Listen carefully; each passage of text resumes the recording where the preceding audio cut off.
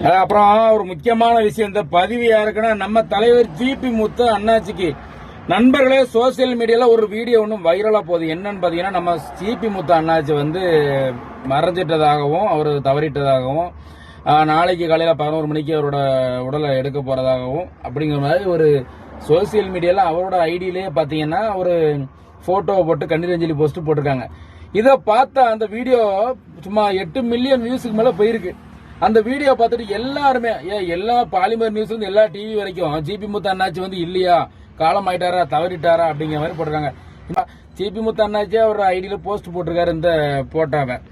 அண்ணாச்சி, ஜிபி முத்து அண்ணாச்சி, நான் உங்களோட சின்ன பையன் தம்பி, ஒன்னே ஒன்று சொல்லிக்கிட்டேன். அதாவது வாழ்றது அந்த உலகத்துல கஷ்டம், உலகத்தை விட்டு போறது ரொம்ப ரொம்ப ஈஸி.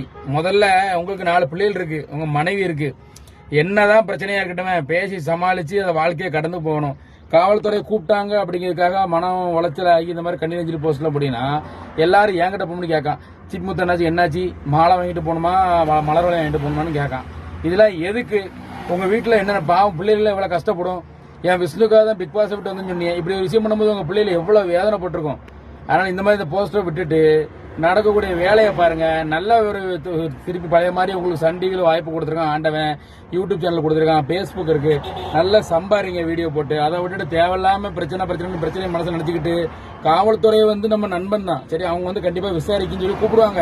அக்காவை நான் அடிச்சு நம்மள என்ன உம்பாக்கி விடுவாங்களா, அப்படிலாம் கிடையாது.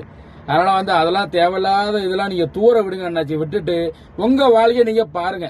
பழைய மாதிரி பழைய ஜிபி முத்து அண்ணாச்சா செத்த பையன் 1000 பேரும் அவ்வளவு பேர் திட்டி கிழிச்சு நீங்க வீடியோ போடுங்க.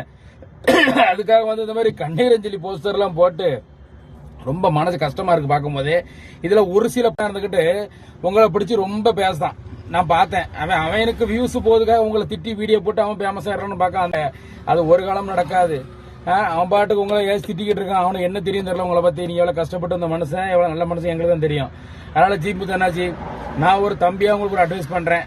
நீங்க வந்து இந்த மாதிரி போஸ்ட் போடாதீங்க. எனக்கு ஏகப்பட்ட பிரச்சனைகள்லாம் இருக்கு அண்ணாச்சி. எனக்கு ஒரு பொட்ட பிள்ளை இருக்கு. நானே பொம்பளை பிள்ளைக்காக நான் வெளியூர்ல வந்து வெளியூர் கேரளாவில் வந்து என் பிள்ளைகள் 2 முகத்தையும் பார்க்காம எங்க அம்மா, தங்கச்சி, அக்கா, தங்கச்சி எல்லாத்தையும் விட்டுட்டு வந்து கேரளாவில் வந்து பொழைச்சிக்கிட்டு இருக்கேன் கஷ்டப்பட்டு.